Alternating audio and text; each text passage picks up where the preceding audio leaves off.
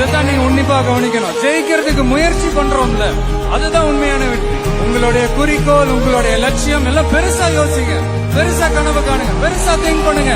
அதையெல்லாம் யாரும் தவறுன்னு சொல்லவே முடியாது. பெரிதினும் பெரிது கேள் அப்படிங்கிறாரு. அப்படி இருக்கணும் உங்களுடைய கனவுகள், அப்படி இருக்கணும் உங்களுடைய ஆசைகள், அப்படி இருக்கணும் அதுக்கான உழைப்பு. அப்படி நீங்க டிராவல் பண்ணீங்கன்னா நிச்சயமா நீங்க அடைய வேண்டிய இடத்தை நிச்சயமா அடைவீங்க. ஒவ்வொருத்தருக்கும் எப்படா மேல வந்த? அது கீழே இருக்கணும் போய் கேளுறா, மேல வந்தவங்க கேக்குற. சின்ன வயசுல இருந்து எனக்கு ஒரு நல்ல பழக்கம் இருக்கு. யார் எதை கத்து கொடுத்தாலும் சீக்கிரம் கத்துப்பேன். நீங்க வேணா ஏரியால கிளாஸா பாஷா சுத்தலாம், நான் ஏன் மாசம் தெரியாதுல.